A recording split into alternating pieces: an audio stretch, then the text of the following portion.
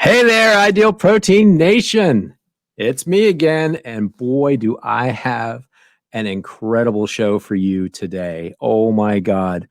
I got to go quick through these intros so that we have enough time to touch on everything that we want to touch on with this incredible woman that I met. Um, Hey, I know there's going to be a lot of people who are watching or listening to the Life Possible podcast for the first time. So I want to try to introduce you to what's going on, what the show is all about, and who I am.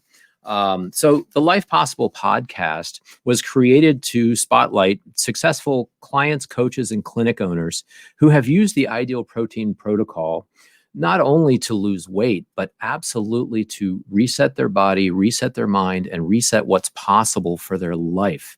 These people have truly undergone personal transformation. And as a result, they're pursuing goals and dreams that they thought were dead and gone. They're pursuing goals and dreams they didn't even know they had.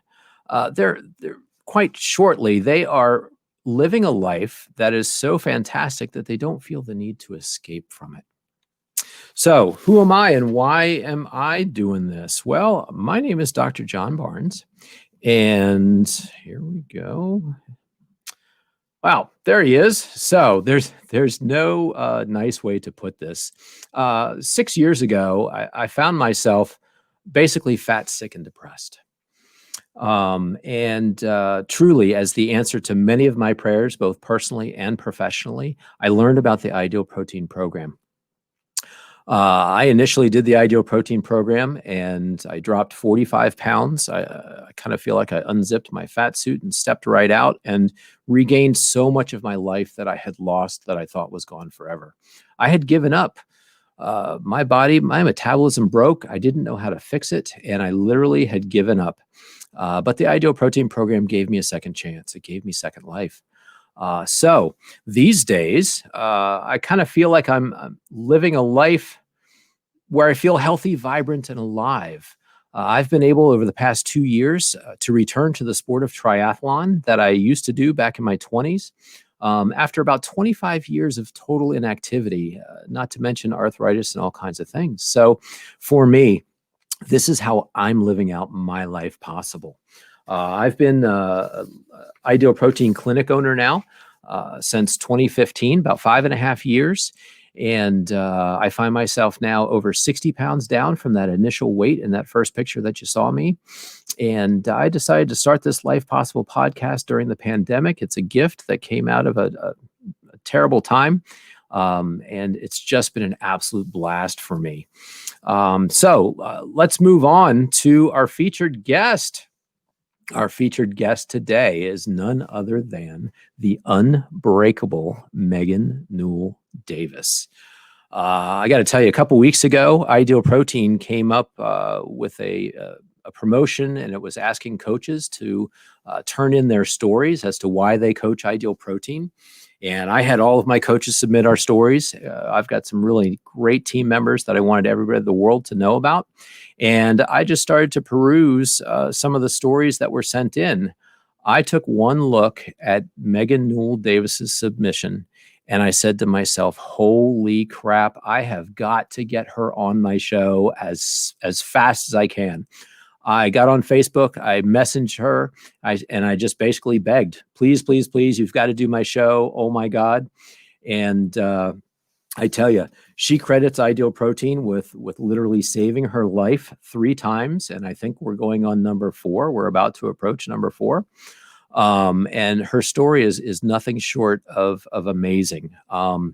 I've only known her now for a couple of weeks, but I actually have been through. I've been able to watch her go through some things that truly do. Damn it, I'm crying already. That truly did show me how incredibly strong she is, how inspirational she is, and I'm not even going to waste any more time. Let's bring her in. I want you to meet the incredible Meghan Newell Davis. Hey! Hi! I'm How so are you? excited. I'm great. I'm so excited to be here. Thank you for that beautiful intro and congratulations on your success. No, it awesome. absolutely pales in comparison to even anything that you've been through, and I can't wait to get to that. Um, Yes. so let's just start saying number one, you currently are co-owner or owner of Ideal Body Health, Ideal Ideal Body Body, Myrtle Myrtle Beach. Beach. Yes, Yes. yes. So, I mean, I call it old school Ideal Protein. I'm old Yep. school. So I basically started this in 2011, 2012 era, and that's what we're gonna get to. Yep. Dolores came into my chiropractic clinic and introduced this program and was like, you got to do this. And, being a nutrition major, exercise science, health education, corporate fitness, I was like, I know what I'm going to do. This program isn't going to work. And by God, was it the best thing that could have ever happened to me? All right. Real quick, I'm going to stop you Yeah, right here. We are already yeah, heading you tend to go very fast. I do. Um, let's let's go in reverse and let's talk about the 6 degrees of Meghan Newell Davis, right? So Okay. we messaged, and you said yes, you would do the show, and so we started connecting dots. I found Yes. out that you had a clinic now in Myrtle Beach, very close to Broadway on the beach. Yes. Myrtle Beach is something that's near and dear to my family's heart. My father-in-law, God rest his soul, lived in the Barefoot resort area in North Myrtle Excellent. Beach. So our family is intimately connected with all of that. I don't know that I can have a clinic right across the street from the Hard Rock Cafe and Margaritaville and all of that stuff. I don't think I'd be able to maintain my weight. So I thought that was Yeah. fascinating, right? Well, I'm super blessed to have my office in a chiropractic office too. So Yeah. I am working for one of the best. I'm in Family Wellness Center, and that's off 29th Street. So we Okay. can see the beautiful sky wheel at Broadway, and it's nice. Take a little stroll to the beach on your lunch break. So it's a perfect place, and it's a Oh, very love it. positive atmosphere. So it's great. Slow down your life here in Myrtle Beach with me. But you didn't start your journey down there. You actually No. started your journey up here, just a few miles Yes. from where we are. And I'm in Centerville, Virginia, at Barnes Chiropractic Health and Fitness. And Yes. you kind of started up here in Northern Virginia. Is how you found out about Ideal Protein. And as it Yep. turns out, like you said, we're so excited that we grew up in the same Ideal Protein family. I know it's so crazy. I'm like even crazy how it took this long for us to kind of connect Yeah, I know, because right? we were literally right down the street from each other.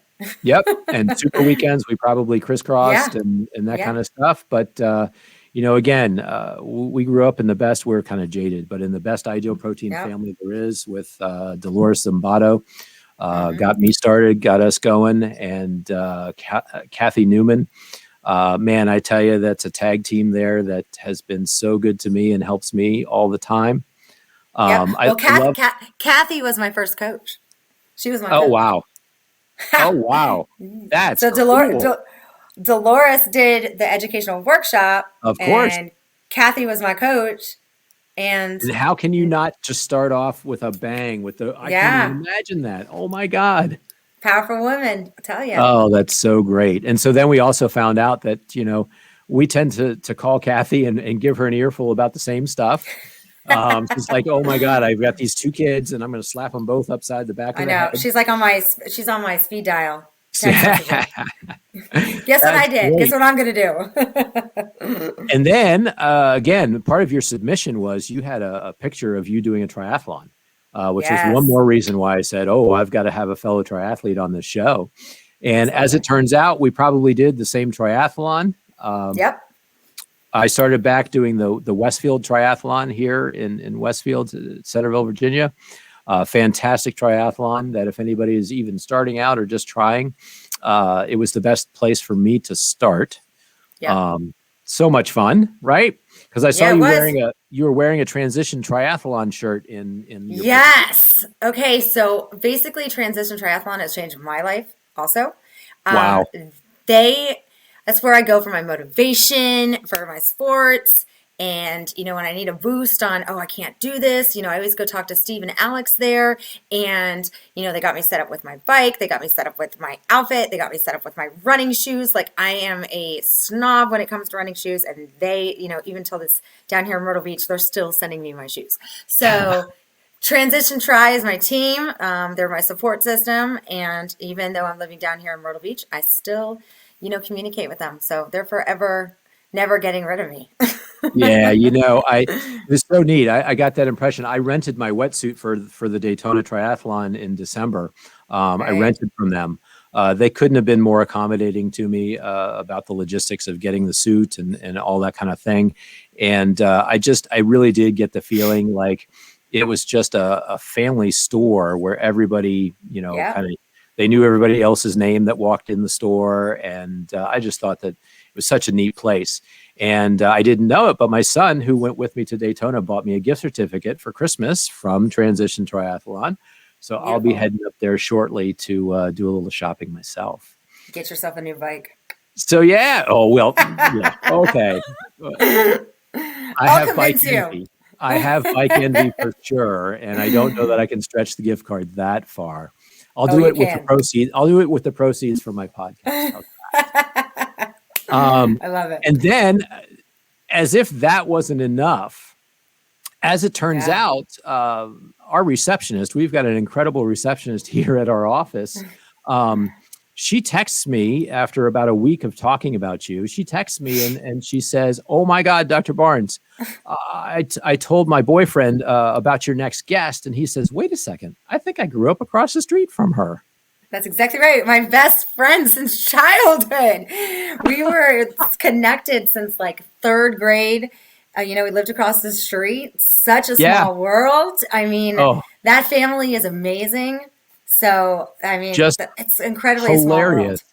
Yes. And you had actually heard through the grapevine something about Mandy. Oh, Mandy, yes.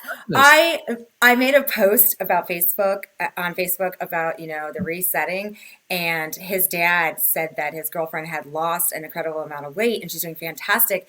And I was like, oh my God, that's the Ideal Protein Protocol. Yes. Oh my God. Congratulations to her. She's nailing it. Like, this is so exciting. And that means you guys have to do it next too. It's kind of like everyone I know has to do this program once or some way or another. I'm going to sneak it in, and you're going to end up doing it because you're going to end up loving it. So, well, you know what? I think more than any other person I've talked to, you find reasons why everybody should do it, right? And you've opened my mind, and I've approached things so much differently, even in the past couple of weeks, because we all get tunnel vision, right? Yeah. We all get tunnel vision about phase one. We all get tunnel vision about losing the weight, etc. There's so much more. And you don't have to need to lose 30, 40, 50, 100 pounds to do this program. Right. It's for everyone, because the beauty of the program is not just in the weight loss. It's actually in learning about your own body, learning nutrition for the rest of your life so that you feel fantastic and you love what you eat. And you're not going back to that insidious gaining weight. You maintain that metabolism that you reset. I mean, I really thought I was the healthiest person. And when I started Ideal Protein, I really started to learn, like, wow, I'm not as healthy as I thought I was. Yeah, I have a degree in education, physical education, and nutrition, but I really learned how to target body fat and build lean muscle and not have to punish myself in the gym. I learned how to separate, my carbs and my fats and maintenance. And I really learned that, and it stayed with me for how many years? It's 2021 now. And it has been a tool in my life, which I'm sure we'll get into, on how it did save my life in 3 different ways. Yeah. And it's a staple, and it's a lifelong tool that I've been blessed to have and carry with me. And as you're teaching it too, and you're, sharing this gift, it shouldn't be a hidden secret. This is the best secret that we need to just share with the world, because it saved my life. It's been saving others' lives. Yep. And it's the easiest protocol to do if you follow it. Yep. And the maintenance, we have a maintenance plan. I mean, there's Right. not a, you know, where you're not just saying, hey, congratulations, you lost 35 pounds, see you later. No, it's really like, let's lose the weight. Let's learn how to have that healthy relationship with food again and use it. Food is medicine, you Right. know, weight loss is healthcare. And that is so key now in our future. So, yeah, And that's blessed for it. something that I've been coaching so differently right out of the gate. January is busy season. We've got new clients coming through the door. Yeah. And, basically what I say is, here's the thing, there's a beginning to this program, but really there's no end. And I'm Right. hoping that you will allow us to be your nutrition coaches for the rest of your life. Exactly. And don't forget, you have those clients that'll come in and be like, well, I eat clean. I don't need to lose weight. And I'm like, well, that's great. Let's learn maintenance. And then when they start learning like the maintenance of our program, they're like, wow, Yeah. that's actually how I should be eating. I had no idea that what I was doing, I thought it was clean because it's quinoa. Okay. I get quinoa is a great thing, but Quinoa? that's, yeah, Quinoa? it's like, yeah, like just because you're doing things like that, and that doesn't necessarily mean, I'm obsessed with ideal protein. It's my life. And, I'm going to So stand by let's that get into forever. that. Let's start with how did you tell me about your growing up, high school, college, who you Yes. were, and then how did you get introduced to Ideal Protein? Okay, so I come from a Army family. My dad, hardcore, self-discipline, self-control. I was taught, I grew up, soccer, dance. I did dance team in college. I did weightlifting. My goal was to be in the 500-pound club in high school. I did, after dancing in college, I went into doing competitions, Tough Mudders, Spartans, half marathons, triathlons, Yep. Ragnar, everything. So I'm very competitive. I'm an outside person. Yes, figure competition. Yes, that's a jam right there. So I've Yeah. experienced all different physical levels of every intensity with Ideal Protein. And I've made that a goal to share and to prove that my knowledge, what I've learned in Ideal Protein and the protocols that we have is just not for overweight people. Because as we know, Dr. Tran says this was started with Olympic caliber athletes. So why not?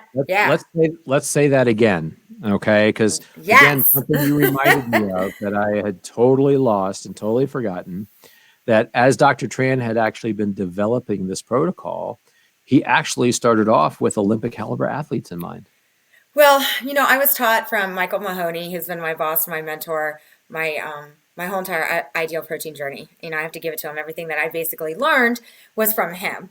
And he taught me my very first workshop. And in the workshop, he said his opening line would be to talk about why Dr. Tran did this program. And it was that really just put a nail on it. And I was like, wait a minute, I'm not necessarily overweight anymore. So why don't I use this for my sports? And then I really got into it because don't you want to burn fat first? Yeah, that's what we do. Not last. It's the Holy Grail.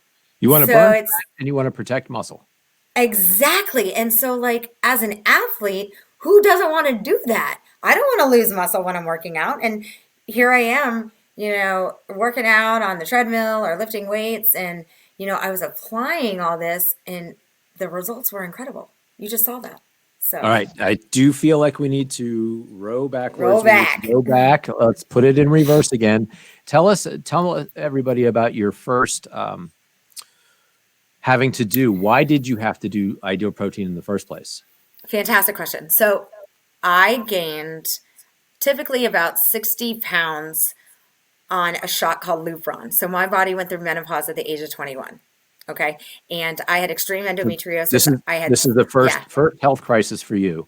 Athlete. Yes. Again, healthy, fit, the whole 9 yards. And then as I understand it, the initial diagnosis was endometriosis. Correct. So I had 7 surgeries and then those weren't working. So the ultimate goal was to put my body in a state of menopause. So I can really Wow. relate to women when they say, "Oh, I'm going through menopause. You don't understand." I'm like, "Whoa, I totally Been there, understand." done that. I'm like, I had the weight gain, I had the night sweats, I had the hot flashes, I had everything, you name it, and I was getting that Lupron shot weekly. And no matter what I ate at that time, pre-ideal protein, I wasn't able to get the weight off. And that was like really frustrating because then I started to do other diets. Like, I'm going to be honest, the cottage cheese diet, the cabbage soup diet. I did Weight Watchers. I did Atkins. I was like trying everything because when you're a nutritional major and you're gaining all this weight, And you're you have like, no oh my idea why. God. Yeah. Because you want to go to somebody as a coach who fits the part. So thank God I was introduced to Ideal Protein because, once I got to that standalone clinic in Virginia, I lost 45 pounds and I got my life back to that pre-athletic state. And then I Yeah. was hooked. I Yeah, was like, right? oh my God. And I remember stepping on that scale and losing 8 pounds in my first week. And I was like, this is a joke. And then the Right? second week I would get on the scale and I was like 2.4. This is not going to happen. 1.8, 2 point. I'm like, holy cow. No matter what I did, I followed the sheet. I Yep. never tweaked it. Follow the sheet, never tweak it. I always followed corporate because I was trained and coached by, you have to remember, Dolores and Kathy. Okay. Dream team. So that's the top of the line. And that's where it all started years ago. I'm old school Ideal Protein. So, Yep. I'm there. I'm back in the day when they had the lemon bar and, the cookie, what was it? The cookies and cream bar. Bring it back. So I'm old school, Ideal Protein. And I did Yep. very well with it. And I have to give it to them because where I was taught and educated was, really to follow a healthy protocol. Phase 1 was not the vanilla crispy square diet. It was literally, following the phase 1 sheet and having these successful results. Yep. And So loved that it so led loved you. it so much. Yeah, Yep. loved it so much. I then became a coach. Yeah. And I actually begged for my job because at the time you really wanted a registered nurse to be a coach back then. And I can remember sitting in the office with Michael and I'm like, dude, you got to take a chance with me. Like, I love this program. I will do marketing for you. I will market this program. We are going to blow this clinic up from the 2 that we had. And as I became a marketing director and, Wow. assistant director and being a Wow. coach, I've coached over 1,000 people at that location and everyone has been successful. And we grew an empire of 6 locations. So Wow. I really, really learned and loved Ideal Protein. I don't Yeah. think there's anything better than that. So, And it led me to my journey. not to mention, Yeah. you got back into all of your athletic endeavors, right? Yes. Okay. So after I lost 45 pounds, I was like, okay, game on. Let's do this. Let's get old school Megan back. So Yeah. what can I do? So I was extremely motivated because my dad is a runner. He's a triathlete. He's a marathon runner. He's in the army. You name it. Yeah, I call him the hero of the nation. So when you grow up with I somebody love that. every day you There would he walk is, in the right? door. We got a picture Yeah, of there he is. So every day when he came home from work, I would run to him as a little kid, put my arms around him and say, "You're the hero of the nation." So he is the reason where everything I do today, athletic, work, you name it, he's Yeah. why I do it. So he's kind of like the support, the angel, the comfort. He's like, he calls himself my number 1 fan, and he is my number 1 fan. Oh, that's So, so and because of that, he got me, my dad was a runner, and I hated running. I'm going to be honest. I was fast in high school. Did great, like doing sprints. And the track coach came up to me and was so upset. Was like, "I cannot believe you're choosing dance team over running." And I was like, "I know." And now I look back and I'm like, "Oh my God, I probably should have chose running." I was really good at it. Nah. So I developed a really healthy relationship with running. And then, as you can see, I experienced a not so healthy relationship, and I learned that thinking it was healthy, doing body builder, figure competitions. And that was an experience. I'm glad that I Well, and experienced it. I think Yeah. it's fascinating because it really spans everything. So, to be a fitness competitor and to be on Yeah. stage, truly you go through a bodybuilding regimen, right? And Crazy. so, you're in the gym, you're pounding the weights, you're doing all that great stuff. And, again, it's amazing that picture that's in that upper left-hand corner. I am going to stop and say at this stage of the game, ladies and gentlemen, if you are listening to us on any of our audio formats, iTunes or Spotify or Google Podcasts, at some point you should watch one of the video versions on Facebook or YouTube, so you can see all the way through this show. The pictures and the graphics we're going to put up are going to be pretty powerful. And so, let yourself do that. Listen to the show, please, all the way through, but also Yeah. then at some point go watch the video. So yeah, to be a fitness competitor, to be on stage is just, it takes a lot of dedication, effort, and work. But by It contest does. time Yes. and surrounding the things that they do around the contest time, aren't the healthiest. It's Right. nothing that you're going to continue to do the rest of your life. Yes. And it kind of takes And a little bit of the, and here's the funny thing. I was working for Ideal Protein at the time when I did this, and I didn't like it. Did it for 12 yeah, weeks, and how I was living was not anything I would recommend to the people I was coaching. right. And I did make that very aware with them that I was doing this as a way to see if I had won the self-discipline, which I did, and the dedication and the determination to finish it. Once I start something, I need to finish it. But it was also something that I could compare to, that these competitors can't live like this, 24/7. If they do, it's completely unhealthy. And, Right. They do th it. then They do it for one y- day, right? yeah, they do it for one day. But how, if they do it long term, if you notice that some of these athletes that do pass away, they pass away from underlying heart conditions or have heart attacks because how they're eating and what they're doing is just not natural. And Ideal Protein is all natural in like your maintenance and learning. Yeah. So, and that's of course what led me to proving to the Ideal Protein world that it can be done to accomplish these goals. And I did it, as you can see. I finished, Yeah. the Yeah. triathlon. Well, that's the thing too, right? So again, I get clients that come in that say, you look at them and they're fit, and they say, well, Megan, I just have never been able to get this last 10 pounds off. I Right. really want to see my abs. I really want to, I want to try to get to that next level. Do you think it's possible? Is it Absolutely. possible, Megan? Yes, absolutely. I Right. love that. Everything is possible. Life is possible. Hello. This is There this you go. is And that picture in the center with the pink top and the yes. abs, like that's muscle and fitness material right there. That's fitness model. Yeah, Uh, that is Ideal Protein protocol phase 1 and 2 together that I yeah, approved to get to that stage. Yes. yeah, yeah. So, again, athletes, fitness people, fitness enthusiasts, please don't get put off by any hearsay that ideal Right. protein is not for you. Truly, it can be used and adapted in so many different ways to help so many different people achieve so many different goals. But then your Absolutely. shift in the triathlon is crazy because it's the opposite end Yes. of the athletic spectrum. Okay, so got into just like running first. And I started getting really excited about 5Ks and then in 10Ks. And then I started really just, I love the being alone and competing against myself and getting like Yep. personal records. So every race that I did, it was like, I got to beat my time. I got to get better. I got to improve.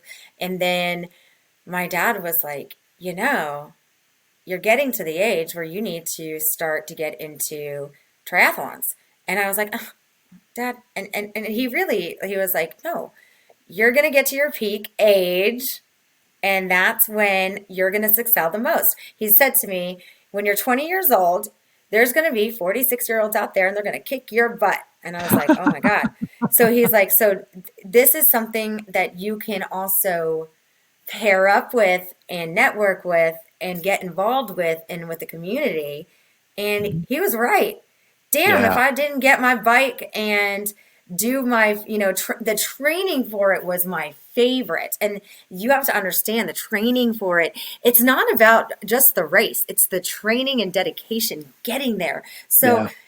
utilizing the ideal protein, spending countless hours either running or swimming and biking and doing it together and brick workouts and being alone mentally and mentally pumping up and getting Yep. more confidence in myself. Like, oh, you can do this. You can't quit. There's been hundreds of times that I've cried on the side of the road. And if you ever see me, I'm sorry, from South Riding friends that if they watch this, because I was part of the Moms Run This Town and South Riding, and those are still my homegirls, I call them. That's And they awesome. can tell you that I am a very competitive person. And they've seen me sometimes on the side of the road crying because I just like, oh my God, this is tough. And I just didn't want to give up. And then when I did my first tri sprint, I placed. Yeah, I'm sure you did. I placed Oh, third in my age class, and I was oh, like, oh. And I literally remember, and this stuck with me. So when you say things to me, I'm one of those people that's going to hold you to it, or it's going to kind of just be in my mind forever. I said after I did this race, I'm like, Dad, I cannot wait to do the next one. I really want to do an Ironman. And my dad was like, no, you really need to do things like an Olympics, at triathlon first. yep, the And then one I in the middle. remember, I remember saying to the triathlon team in, South Riding, and I had a gentleman walk up to me and he was like, that's the absolute worst idea that you could possibly do, going from a sprint to a half Ironman. And I was like, why? And he was like, it's just ridiculous. Nobody can do that. And I was like, watch me. So I did it. Watch me. So I think the try that, that last try that I did as my sprint was in, I think, the end of August. And I signed up for Eagle Man, probably the most craziest race in Virginia, because it's like it was 112 degrees the day that I did it. Yep. And it was flat. There's no shade or coverage. And I did it in June. So I Yeah, did it in that's the about, thing. It's held in June. So yeah, yeah, everybody says it's so hot. yeah, 70.3. This is half Ironman distance, half 70.3 Ironman. miles total between the bike. Sorry, the swim, the bike, and the run. Yep. Right. Mm-hmm. Yep. This is not for the faint of heart. Right. And But I that's will tell you, now remember, this race, this is where I started getting mind blown about the diet and nutrition. This is where it stepped up my game, and I was like, game on even more. So you have to know that before every race that I've ever done, depending on how far it is, if it's a 5K, I've used the peanut butter ideal protein bar. That's it. Just Mhm. that. That's it. That's my pre-meal. Okay. And after, I love this because you can see that's totally old school, a cappuccino carton. Remember the Yeah, carton? right. It used to be juice boxes. It's like juice boxes. I was like, protein in a juice box. So Yep. I ran every race, ideal protein, like I said, the peanut butter bar, or I use the oatmeal. Now, if I was going to do something like the half marathon, I did the oatmeal and a banana, which is kind of like, phase 1 protocol, the Alternate. alternative. Yep. Yeah. And then when I was racing, I never raced with Gatorade. I never used any other product in my race belt, which I can't see it in my picture there. But in my race belt, I had mangosteen and tangerine mix. And There you that's go. the only thing I had in my belt. I never took a sip of Gatorade. I never did anything else. And this is a great teaching point too. Let's point Yeah. out that the flavor enhancers, right? So mangosteen, tangerine, and now we've got lemon and raspberry lemon. A raspberry those- lemon is amazing. it really is. It's like having a sweet tart. Yeah. I look at those more as electrolyte replacement drinks than necessarily, just adding flavor to your water so that it tastes better and you can choke it down. So it's an amazing product because it can also help you with if you have any leg cramping. Also, I've noticed, I was drinking one of those, and I tell my clients even in phase 1 or in maintenance, just have one of those. That's great. Potassium in it. So it's better than drinking sugar Gatorade. Yeah, is that the mangosteen? There it is, mangosteen. Crazy. Love it. My favorite, or we'll call it the exotic fruit punch. Exotic fruit punch, that's right. Yes, which is really what it is. So Tangerine was kind of it when I was doing the Yeah. half Ironman. So people would think I was crazy because like when you stop at the water stations, I'm trying to rip open this like little packet and I'm pouring it in and I'm shaking it up, and then as you know you're sipping it along and then you just throw your water bottle on the side of the road Yeah. because they have all those helpers. So and that was still even to this day that is a staple and it always will be. So Well, that's the only thing I use and train with. So yeah. Yeah. That's awesome. yeah. Awesome. So let's move on in the life and times of Meghan Newell Davis. Let's get to, so next chapter, we're going to talk about marriage, IP baby, and baby weight. Oh yeah. First Hey, comes look at love, these then pictures. comes These are marriage. awesome. Yeah. Okay, so this is kind of this is a great story. So my husband and I got married, and I had And we're just talking what finished year? my 2015. We got married. Yep. 2000, yeah, and yeah, 2015, and then I did my Ironman in 2016. So right after I was done my Ironman, that was kind of like the goal, Yep. was to try to have a baby. And, we kept it a secret because everybody in the family is like, oh, when are you going to have a baby? When are you going to have a baby? And it just drove me crazy. So then you get to the point when you can't have the baby because you try it for so hard and people are asking you this question, you get really, really mentally drained and exhausting. And It gets how exhausting. long was that? How long did you try and So not it be it successful? took about a year, and then I happened to be getting a facial one day, and my first facial ever. And the lady was like, I got pregnant by seeing this acupuncturist in Fairfax. So I was like, okay, let's do this. Like, and I didn't tell anyone. I told Morgan. She's like who I used to. She's one of my coworkers. I told her a secret. I was like, I think I'm going to go to do some acupuncture to get pregnant. So when I met with this Chinese doctor, this is hilarious.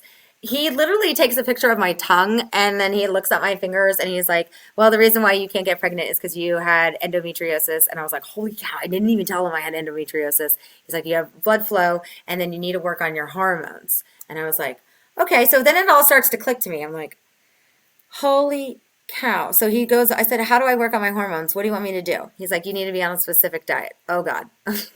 Yeah, here we go. And I'm like, here you go. What diet are you going to try to What kind of crazy diet is this going to be? Yeah. He's like, no processed foods. You're just going to stick with protein and vegetables, green vegetables mainly. Finally, he said no chicken. He said fish only. Still to this day, I don't understand why.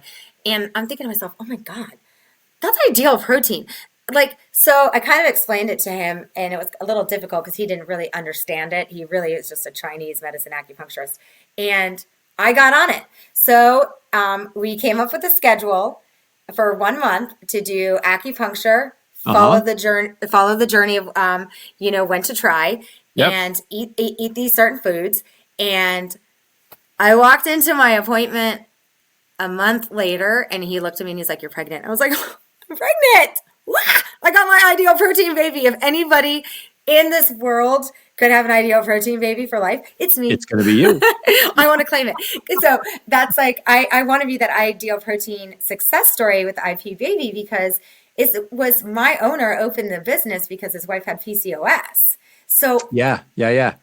there you go. So, this can help. I mean, ideal protein can help with PCOS. It can help you have a baby. It can help you in so many different things. Yeah, So, huge. There's a huge tie-in there.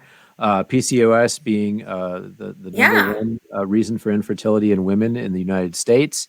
There's an absolute direct tie-in to your insulin levels.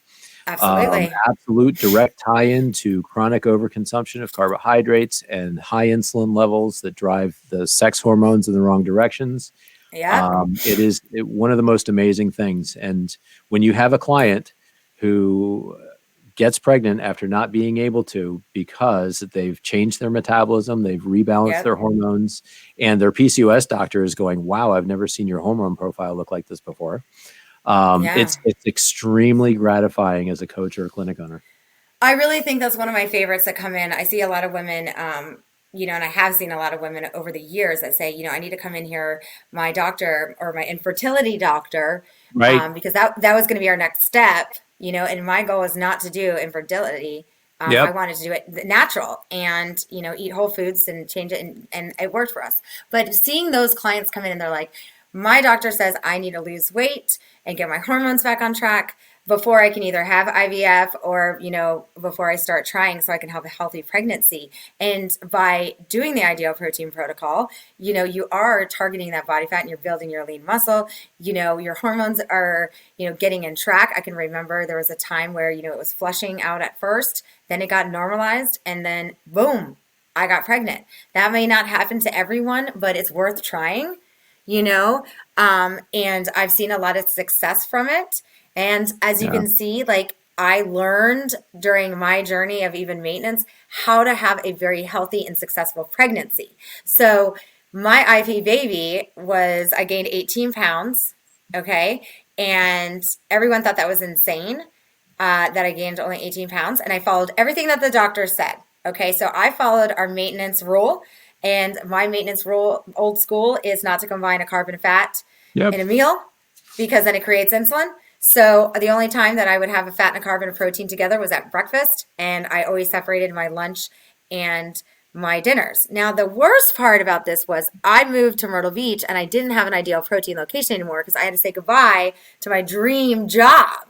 Yeah. Okay? Yeah. Can't even imagine. Leaving Michael and leaving Morgan and leaving my crew was so devastating, and I didn't have one down here in Myrtle Beach, so I started working for Title Boxing. Because crazy athletic Megan. So, and I lived by that maintenance rule. So then when the doctor would say to me, you need to increase your calories this trimester, for second trimester, I added in more almonds. And people are like, that's not enough.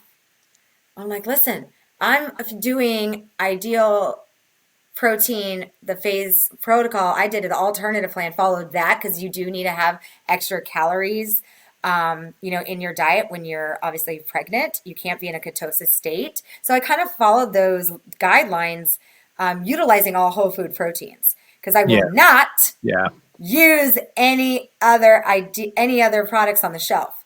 I'm sorry. Yeah. That was one of the most So devastating you did things not that have could have access happened. to ideal protein products, right? While you were I there. know. It was You're not going to devastating. Costco and buying the Costco bars or the pure No, protein. Yeah, no. why not? Because nothing compares to it. They're not high pharmaceutical grade. They may look the same. Ingredients are totally different.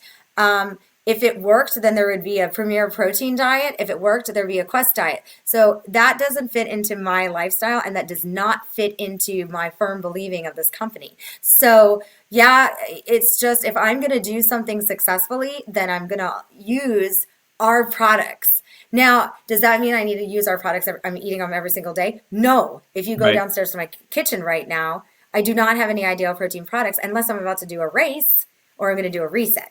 So, because I have to have my peanut butter protein bar. And again, I want people to understand this concept because I know there's going to be somebody out there who's like, my God, she did phase 1 while she was pregnant. No. Right. What you have to understand is when she says I did ideal protein, she's talking about the different phases, right? That there Right. is no, Yes. there is a beginning, but there is no end. And so Correct. you're just constantly shifting back and forth depending on the demands, the place that you're at in your life, et cetera, between phase 1, 2, and 3. And Exactly. that's kind of the model that kind of opened my mind and kind of blew me away as to, you're never quote unquote off of ideal protein, right? I have people, are you still doing your diet? Well, no, obviously right. I'm not losing weight, but I'm maintaining. Yes, I'm doing my diet. I'm doing phase 3 and phase 4, and it's a protocol, not a diet. So one of the things like I get asked all the time, and I love to share this, like a day, they're like, okay, well, explain a day of the diet of a pregnancy. So like I would wake up and I would have eggs and oatmeal. So that's group choice number 1, oatmeal. Mm-hmm. Then I ate whole food protein. So I couldn't eat chicken because chicken was disgusting when I was pregnant. So I would do shrimp was my jam. So I would do shrimp and I would do my 2 cup selected vegetables. Sometimes I stayed in the more occasional vegetables for a little more higher carbohydrate. So green beans, I didn't limit to 4 cups per week. And then I would put feta cheese. So that was group choice number 3. Mm-hmm. So, or then, at dinner time, if it wasn't, feta cheese, then I did cottage cheese a lot on my salads because that was Mhm. one thing that I could consume. And then, Yep. I did a piece of fruit as I was craving watermelon or I was craving, kiwi, and that's group choice number 2. So then I would switch it all around because, some Yeah. mornings I was craving, you know, Greek yogurt and group number choice number 2. So, I learned, Yeah. and that is like a staple. If anything, like you have to understand when they say follow the sheet, follow the sheet. But then after you're done getting to your goal weight, that sheet kind of doesn't go away. Right. So, It you forms the know what I mean? foundation of your Yeah, nutrition. it does. And like, people are like, well, I really don't like, if when I started to reintroduce foods into my diet, I reintroduced the higher carb vegetables rather than Mhm. things like pasta, Right. and as an athlete, that's what I noticed is, chickpeas for fat, you know, olives on my lunch, little things like that. But, after I And had yeah, I think this is great too. We kind of missed it when we were in the triathlon phase and you were talking about how you oh use yeah, product, right? You use the products before the race and during the race. But how about that night before pre-race meal? I got a huge kick out of this. I said, yeah. you said, oh yeah, I carbo load, right? Yeah, so I carb load, and everyone is so mind blown. So they always do these spaghetti dinners, and everyone's like pasta loading. And anyone who knows me, I do 8 ounces of salmon, and I do green beans, and I do either 1/4 cup of rice or a half a cup of rice, and that's my meal every single time. Yeah, and Every time. again, if we look at the half a cup of rice there, Yeah. that's going to give you a whopping 22, 20. I looked it up. It's 22 or 24 grams of carbohydrates, Yeah. where, most people are shoveling in the pasta dinners and the bread and oh yeah, it's their Nope. excuse to eat pizza and pasta. They're putting in 200 Absolutely. to 300 grams of carbohydrates in there, and your carbohydrate storage tank is this big, Yep. right? So And all you need is yeah. just enough to top that sucker off. And so Yep. you're right ready to burn fat in the morning and kick into carbs Yep. if you need to. You're metabolically flexible, which is the goal. And these Yes. other people that overindulged in those carbs, their body's still digesting that stuff in the morning. Their Yeah. insulin is through the roof. And so they start the finish line, or they start at the starting line burning carbs and just never being able to tap into fat. Right. And And that's you like are burning fat and I'm burning fat. tapping into carbs when you hit your top end. So, and it's so funny because, like, when you're racing and you're like looking around at other people, like they're popping like the Cliff gels, they're sucking those things down, Yep. and to me, I can't do that Nope. because everyone laughs. Like my husband would be like, "What are you putting in these little Ziploc bags?" I'm like, "These are my chocolate soy balls." So they better not get rid of the chocolate soy balls ever because that's been a staple in my training because I have a run belt. Okay. Yep. And like I said, I don't carry the water bottles with me. I literally just carry the packets Yeah. of the tangerine mix. And Perfect. then I You won't be carry, lugging that stuff depending around. on, depending on how far my race is, if it's a half marathon, I don't do anything except for my breakfast and drink my tangerines. I have enough fuel to last me the whole entire race. I don't You eat. sure If it's should, a right?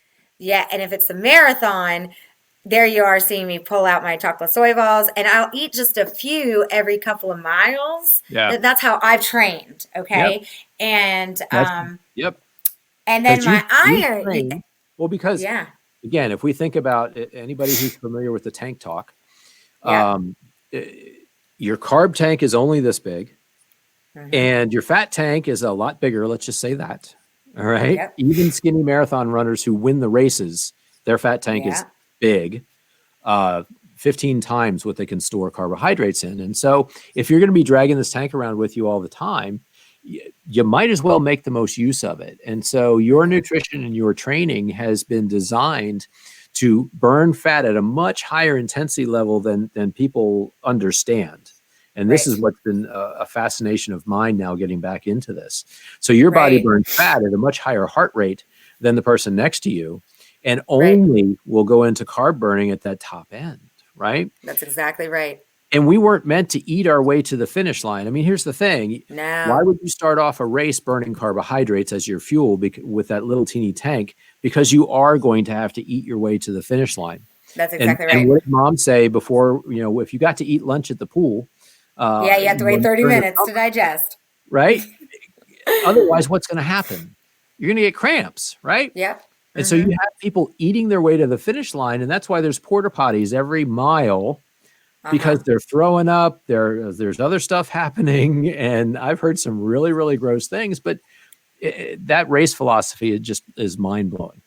So, and that's so funny because I remember, like, you know, here I am on my tri bike. I'm like, you know, one of the things I was like so afraid of was learning to eat on the bike. That was like the most, okay. So when you're on your aero bars and you're like going so fast and, you know, here's Eagle Man, it's so windy, there's no shade and it's so hot. And then I'm looking over and I'm like, this gentleman is chewing on a peanut butter and jelly sandwich. And I'm like, am I doing something wrong? Because like, right. I don't really, and then of course, you know, they give you your water, you throw it off. And there was a couple of times, you know, when I got to the run part, that's when I would eat again my peanut butter bar. Now, I will have to say, how many hours? I mean, at that point in the race, you're 3 hours into it probably, right? Yeah.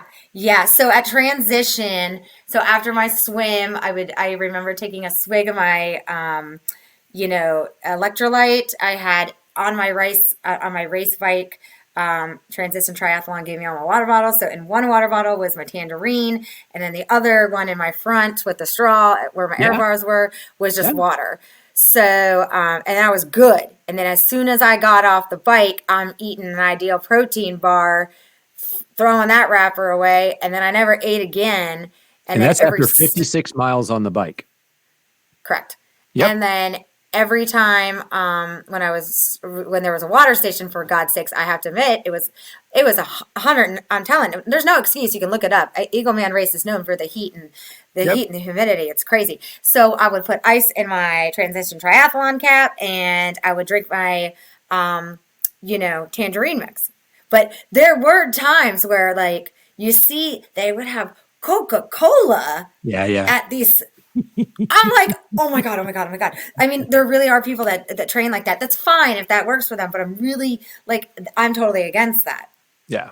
Yeah. Drinking Coca-Cola or Gatorade, I will never touch Gatorade again. So, ever. All right. Well, you're going to get us censored now. We're going to get kicked off the internet. Okay. So let's go back. I want to try to get back on track here. So we're talking marriage, pregnancy, and IP baby weight. This is where you're going to make a lot of ladies angry, because we are going to show these pictures of you after delivery and losing that baby weight. Wow. How quick was that? And wow. Yes. Okay. So that first picture on the left is exactly, I think, like 2 weeks. The first picture in the middle is a week later, and then that's 2 weeks later. And then, of course, at the end of that one, that was exactly 1 month later. So I lost all my baby weight in a month. So, and then, in fact, at that time, my body fat percentage went back down to like 18%, and it did go up, and my visceral fat went up to, I believe, 6 when I was pregnant, and then it dropped down to 4 within a month. And same thing that I did. This is where a lot of people, now you have to remember, I still don't have Ideal protein products at this time. I will shortly. During the time period. Okay. I'm about to get my dream job back, you know, in April.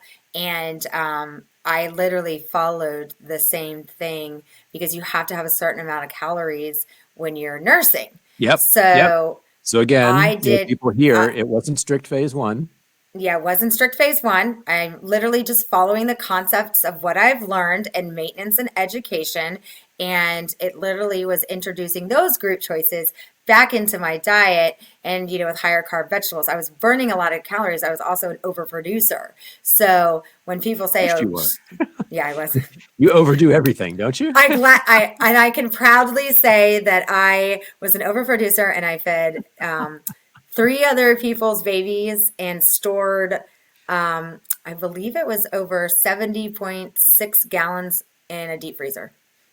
Something I never thought I'd be talking about on my podcast. Yeah. And they said, and this is the best part, is the doctor said, it's because how you eat. And I'll never forget that. She was like, the reason why you had a great pregnancy is because you ate very clean. You didn't, I personally don't think there's cravings. I think if you eat correctly, so I didn't like, go in, if any cravings I did have, it was a hot dog, but without a bun. And, Right. my husband was like, you're so weird. And then of course, after I lost all this weight, I did have my friends were like, you're crazy. But the doctor said like, I was incredibly healthy that's why I lost my weight so quick. Also with my nursing, I have to say there's women out there that do that. So Yes. I was cleared after 4 weeks to start working out again after I had my son. And then I gotta shout out about that picture in the center there, the fitness family, right? Oh Yes, my God, you guys are crazy. we You guys are. are absolutely crazy. And tell you what, let's go. Yep, Yeah. let's talk about your husband. Shout out to He's Ken. Ken, he is, oh my God, he's like my guinea pig. It's hilarious. I could love him because he is the definition of like true strength and, determination also. He's a black belt in Brazilian Jiu-Jitsu.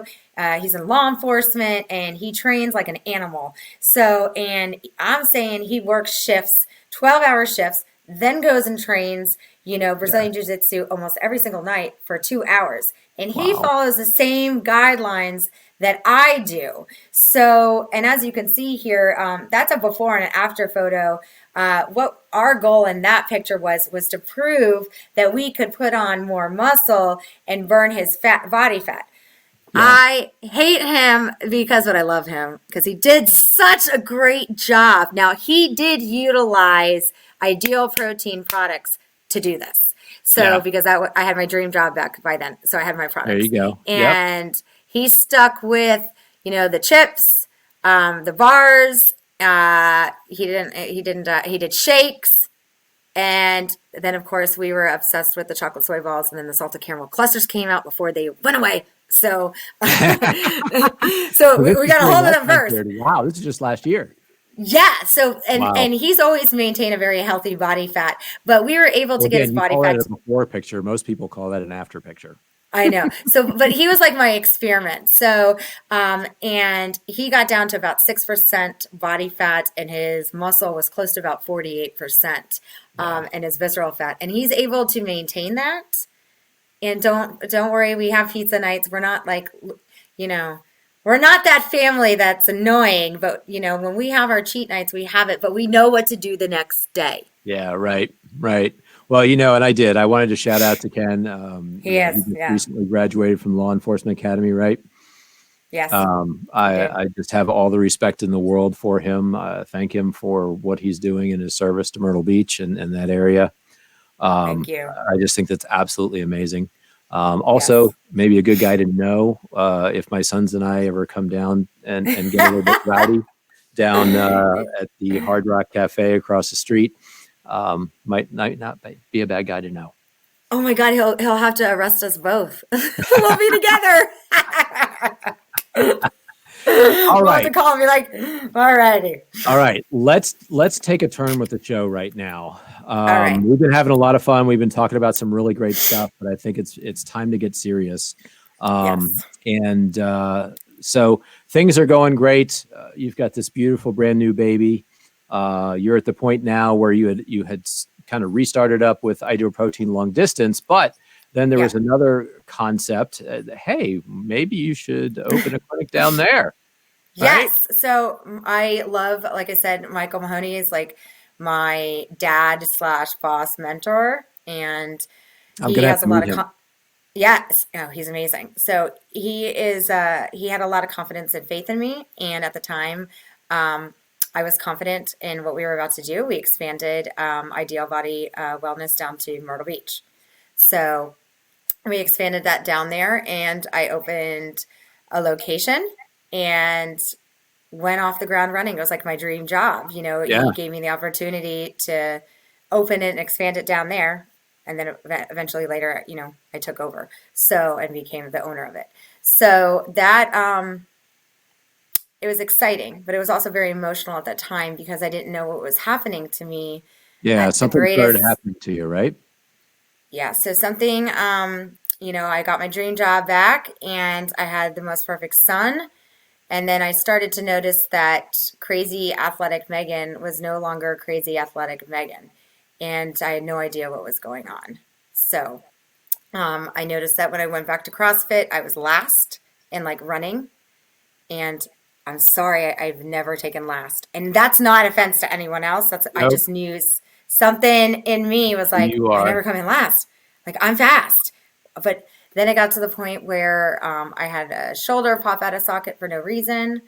That was the most amazing thing you said when we were talking about all this stuff, was that your shoulder Yeah, literally just popped out of its socket. You weren't even doing anything heavy or nothing. hard or Nothing. I was taking a picture of my son at his 6 months. You know how happy moms are like, oh, smile, claps down on the wow. ground, shoulder popped out of socket. And I did not scream in front of my son. That was a goal to mine, you know, because I was getting in a lot of pain at that time.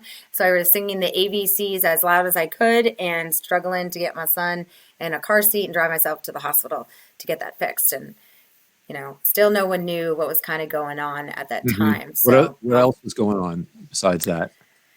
swelling of the feet, hands, and muscle fatigue, dizziness, and I would walk up the stairs and I would be winded. I couldn't take a shower. My hands started to curl and stiff. And apparently, what happened was 9 weeks after having my son, I got what you call the Marina IUD. And that Marina IUD triggered all of my autoimmune conditions that were apparently in my body. Just So what waiting it to be did is, triggered. yeah. So what happened was is I had silicone toxicity poisoning from the device. I immediately got the device taken out within 2 weeks. Signs and symptoms started immediately 1 week of having it. And after arguing with a couple of doctors, I said I needed to get this, you know, IUD out. I know my body more than anything. And if Ideal Protein can teach you anything, because like I said, I compare everything to that, is it taught me to understand my body.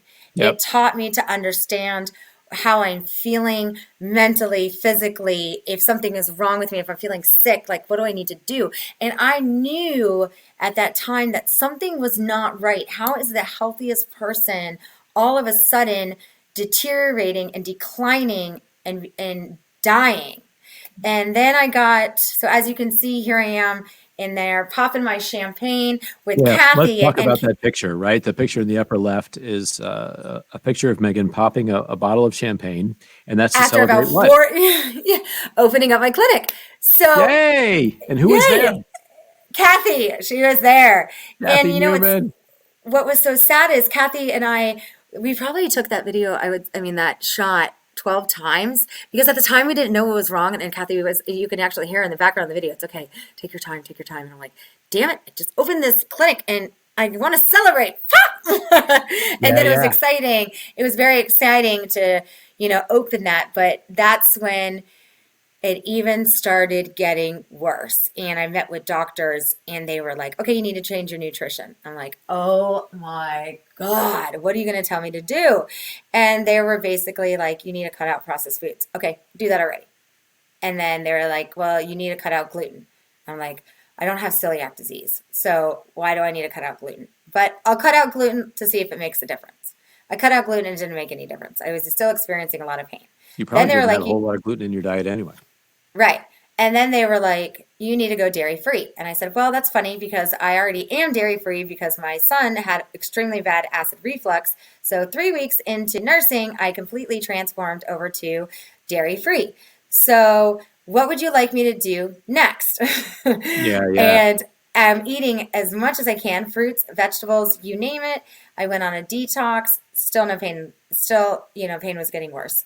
Yeah. This And is something that was way beyond your control. It was something that was not nutritionally or metabolically related. right, Uh, just, right. So then what happened was at the end of August, I was diagnosed with scleroderma, and it is a mm, very rare disease. I didn't even know what it was. All yep. I know is I was turning to stone. I couldn't lift my arms. I couldn't hold bottles. My mom had to move in with me to take care of my son. I couldn't hold him. I couldn't walk. I couldn't run. And then the first thing that the doctor said, I think this is a lot of people get mad at me and they say this is selfish because when I sat into the doctor's office and he says, Megan, you have scleroderma, I said, am I ever going to be able to run again? And he said, no. And I remember just like my Wow. screaming in the doctor's office with my mom. And I was like, oh my God, I'm never going to be able to run again. And he's like, no, ma'am, I'm sorry. Like this Wow. disease has no cure. And I'm like, this disease has no cure? Right. Like, oh Right. my God, like everything is like being pounded on me. And I'm like, okay, well, what do we do? What do we do? What do we do? And basically, I was sent to immediately to MUSC, and I was put on methotrexate and Cellcept and these other medications, and they just weren't working. I was getting worse. Yeah. And I was no longer able to eat a hamburger, open my mouth, and the only type of nutrition that I could get in my body was ideal protein meal replacement shakes. Yeah. And it got to the point where the doctor didn't even care. He was just like, you just need to get down what you can because we need to keep your energy up. So I went to MUSC and I was given my death sentence to May 2019. Let's say, let's say that again, right? Let's talk about that. Why were you given a death sentence? So I have rapid diffuse scleroderma, and it was taking me down in a matter of 8 months. And I was in a How wheelchair. would that happen? What was the progression that they told you So was going to happen? it's the overproduction of collagen, and my skin was getting hard, and then next would be my heart, my kidneys, and my lungs, and everything would just shut down. Yeah. Um, So and basically, your whole body was fibrosing, and once it yes. reached those vital organs, your heart, your kidneys, and your lungs, if they fibrosed, that they would no longer they would stop working. Right. So at that time, the highest skin score you can get is a 51, and at the time in December, my skin score was a 49.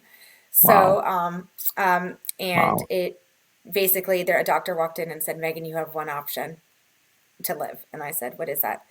And at this time, I'm not even thinking. I can't even remember. He said there is a new, it's not new because the studies had already been done, but they are doing stem cell transplants at Duke Medical. And if you don't do this, you will not see May 2019. And I was like, Wow. well, can you die? You could. The risk? Will it make my scleroderma go away? Can I be a mom again? Can I run again? We don't know. We don't know. Yeah. But All it would, unknowns. yeah, it would stop the progression.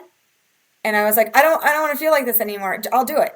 So literally, I had no idea going into it. Like a lot of patients go into it learning everything about it and study everything about it and know what they're about to go into. I went into it like, I don't care what it takes. You're going to fix me, and scleroderma is not going to win. I'm going to be the first person out there, or I'm going to try to be the first person out there that's going to be scleroderma free, and that's going to live a long life, and is going to be able to do an Ironman again, and be a mom, and see my son graduate and walk in, and be at his wedding. All right. So And it's at this point where we're going to talk about the idea that, truly everything that you had done in your life up to this point yes, was literally preparing you for the battle that you had ahead. right. Your father's upbringing and Mm-hmm. and the way that he taught you mindset and determination and perseverance, Yep. going from being dance team to bodybuilding to triathlon, and that triathlon mind and the Yep. ability to train hard and endure and go through pain, all of these things, your competitive nature, Yep. right? All of the stuff that you had been through, and again, you had a couple of tests there with the endometriosis and Yep. everything, right? All Absolutely. of that stuff came together to prepare you for the fight, literally, of your life. Yes. And like I said, ideal protein saved my life. And everything, this whole entire journey was so I could have the biggest race of my life ahead of me, was to beat scleroderma. That was Yeah. my journey and my race. And I have, a blog, for especially for my HSCT, which is a stem cell transplant, that we named it, Race to Megan's HSCT. And So there because is let's talk about that real quick. There is a Facebook group. yep, So for anybody who has scleroderma, who has not heard of or met Megan at this stage of the game, she hosts a Facebook page, yes, Megan's Race to and HSCT. CT. Yep, there it is. Yep, Right. yep, And that's where you chronicled your journey. Yes, I did it every step of the way from, I get so emotional when I see that. So I journaled everything from the process of, my pain, evaluation, getting accepted, and then leaving, and then the whole entire journey. But Duke Health. these, Tell us how that happened, how you got actually access to get there okay, into the program in the first place, and what happened. so at MUSC, one of the Dr. Deanna Baker Frost and Dr. Silver, they are the top doctors of scleroderma specialists at MUSC, and the rheumatologist also. And they walked in and they looked at me and they held my hand and they said, "We're going to expedite you, and we're going to talk to Dr. Long, who's right there. Email him and see if we can get you in, because you're a perfect candidate." Why are you a perfect candidate? Because you are you're the healthiest sick person we know. That's the best way to put it. You're the healthiest sick person we know. Yep. So basically, they referred me to Duke, and then you have to go through a process. And that process was, passing the evaluation and everything. The problem was it would have taken a while. And that lady right there is my angel. Her name is Allison. And Allison is the one who worked extremely hard to get me in, because MUSC said if I did not do this fast, I could die. And so I got the best Christmas present ever, because on Christmas Day, she wasn't even working. She called me and said that I was approved, and insurance approved. It would improve some of me. And I was going to leave for Duke on January 5th. And I was like, I remember screaming in my bedroom. My mom came in thinking like something was wrong, because we're all together, because I can't take care of myself. And I was literally I remember trying to put leggings on, and I couldn't. And Allison said that you're on your way to Duke. You're on your way for a second life. This is you're ready. And I was like, oh my God, I got the most amazing opportunity. Holy cow, I'm going to go. And I had, like I said, no idea really what it was. Yep. Still at this time, I just remember sitting with Allison and going to Duke, knowing it's the top place that does stem cell transplants. And with that being said, signed my life away on the paper. To this day, I can't even tell you what I signed my life away. At least I had my dad there as my caretaker. But my goal was just to get better. And so what they did is a stem cell transplant. The quick as I can, explain it, is what they do is they give you a Neupogen shot, and they get your bone marrow and your cells ready, and they collect your stem cells, and then they purify them. And then you get admitted into the hospital, and when I say you're blasted with full body radiation, they protect your heart, your kidneys, and your lungs. And at this time, that is probably the worst emotional moment of my life, because you have to sit on a bicycle seat. Wow. Okay. Oh, wow. So I'm walking in there, and I'm mentally thinking like, okay, this is a race. Like, this is your radiation race. Like, you sit on a bicycle seat all the time. But it was so emotional, and I was crying and I was throwing up at the same time during radiation, and I'm sitting on a bicycle seat and I'm trying to hold myself up, because they say if you move, you could risk, hurting your lungs, kidneys, and heart. Yeah, and I'm like, but at this time, I couldn't stand up alone. I needed help and assistance. I was in a wheelchair. So I remember just crying and listening. I have an amazing radiation playlist that they give you, because you can listen to music, and it was Christian. Again, it was Christian music, and every single time that I wanted to move, I just kept saying, Austin, Austin, Austin, Austin, Austin, which is my son. So I would say that over and over again. And so I survived 2 days of hardcore radiation, which was like a total of, I think, for me, 12 to 13 hours, because I moved a lot. It probably took longer on you, right? Because everyone else was like going through it smooth sailing, and me, I was just like an emotional wreck, because you're getting chemotherapy at the same time, so you're throwing up. And radiation. Yeah. So that is one of my, and we'll talk about that later, my PTSD. But yes, but with me packed in my bag to the hospital was all my ideal protein. Yep. So as you know, You're supposed to have a specific diet on stem cell transplant when you're going through it. So I had to follow those guidelines, which I did. But, the nurse was lucky enough to take my ideal protein chocolate shake and would put ice cream in it. I know that's like so against the rules. But for me, if you're going to mix any type of protein with ice cream, because I needed to get nutrients in my body, it's going to be ideal protein. That's so funny. And then I have my ideal protein drawer next to the bed, and if I needed something to eat. Now, don't get me wrong, I did enjoy having my other little things, but I was battling something huge, and the doctors were amazed by my progression of how well I was doing. Okay. I had in that picture with me with the oxygen, I had fluid around my heart, and that it lasted only about 3 days. I had no underlying heart condition that can happen with chemotherapy, but mine magically disappeared in 3 days, and they had to say that it was because I was very healthy. I had no issues going into the stem cell except for having these scleroderma, lupus, fibromyalgia, raynaud's, and rheumatoid arthritis. Just spit them out there. But I was just the healthiest person. Like, my heart was strong, my lungs were strong, and I was strong. Mentally, at times, yes, I broke down, but the doctor said to me, your contributing factor why you're doing so well is because you are healthy. So, and now, also too, I think it's important. I don't know that you said it or that we talked about it, but this whole time, because of the immunocompromising aspects of what was going on, Austin was not with you. Yeah, I had to say goodbye to my son on January 4th and not knowing if I was ever going to see him again. And it was the most emotional thing that ever happened. And the thing is, the hospital staff, the thing about Duke is Duke makes you feel like family. So they were briefed on everything about my life. So every nurse that came in would say, "Good morning, Megan.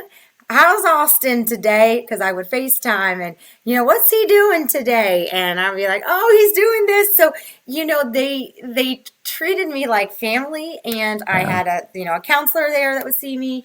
But I spent 3 months away from my son. And 3 months.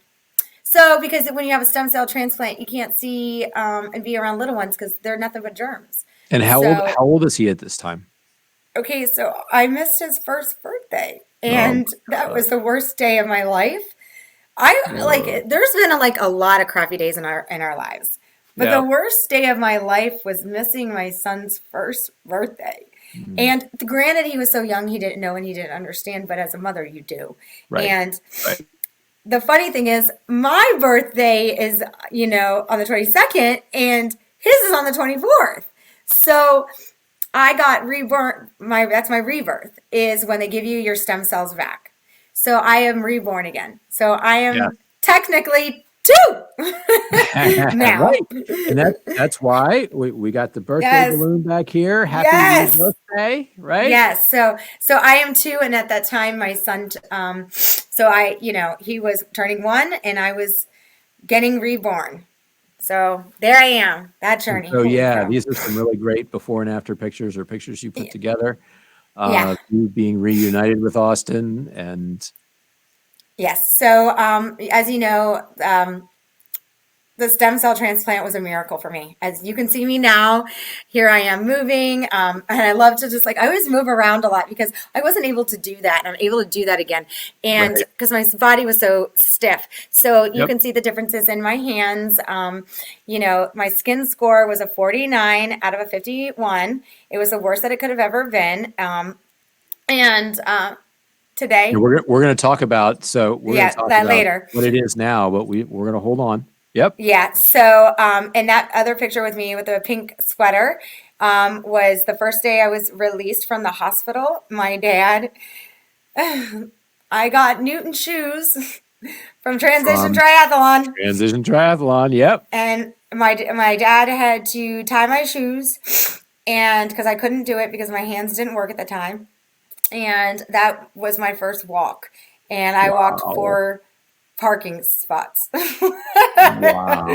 Right? And my dad was like, "Do you want to go farther?" And I was like, "Oh God, no." For, and then it got to the point where I started walking around the block before I was able to go home. So, and there you Now see me. let's Yeah. talk about that after picture with, after the first walk, you seem to be pushing Austin and you've got a race number on, believe it or not, and a yellow top. What's that? So that's the turkey trot 5K, and I never miss a turkey trot. So I did walk the turkey trot when I was very, very sick, and I cried through the whole entire thing, and it took me over an hour and a half to walk it. But I did it. But the next year I said I was going to do it no matter what. So I ran and walked and pushing my son 3 miles at the turkey trot. And that was my very first. Yeah. How many months after the first picture? So if I had my stem cell in January and that's Thanksgiving, so that's about, Yes, think about it. November. Yeah, same November. year. Yep. So that's about 9 months, Yep. because it took about a month for the trip. Yeah. 9 months later, I ran a turkey trot. Wow. So, yes. So then in the other pictures, as you can see, like I lost a lot of muscle, my form, I gained an excessive amount of weight after leaving the hospital on steroids, because they do blast you in the hospital with steroids, and then they blast you with steroids before you go home, and then they wean off. So I had, the extreme moon face and swelling, and still had the patches of tight skin, but over time, as you can see, it started to go down. So Gotcha. and it became a job. This wasn't Right. easy. I took 6 months off. I had an awesome, person holding down the fort of my business and or location, and I literally stepped away for 6 months and focused on myself. And I would go to rehab, physical therapy 3 times a week, hand therapy twice a week, pelvic floor therapy twice a week, and mental therapy once a week. So it was a full-time job, and you had to work hard. And I ate very well during that journey. Yeah. I did have an episode, I will admit it, and I tell everyone I did have an episode of consuming too many Costco blueberry muffins, because I went through a phase of saying that I was going to die. But that I was dying, I could relive myself. And then I stopped and thought, wait a minute, I just What got am a I second doing? chance of life. Right. And I'm going to fuel my body correctly, because hello, this is my second chance. You only get one, that way you only get one body. So fuel it Yeah. correctly. Oh, I Right. luckily got 2. So, Yeah. but I'm going to refuel it even better than ever. So this was like, I'm going to come back, and I'm going to come back with a vengeance, and I'm going to be like super IP. Like I'm going to kill it. And then, so let's talk about the 1 year. So 1 year after the Right. transplant, your 1 year visit, how did that go? That was the best visit of my life, besides this other one I just went to. I was told I had no longer had scleroderma. I have no I'm active sorry. scleroderma. What? I no longer have active scleroderma. This is That 1 year after the transplant, you got this news. Yes, Yeah. yes. And that is an absolute miracle. And it was it was a success. It was the best day of my life, getting those news. I was gonna live. I'm gonna live again. I'm gonna see my son.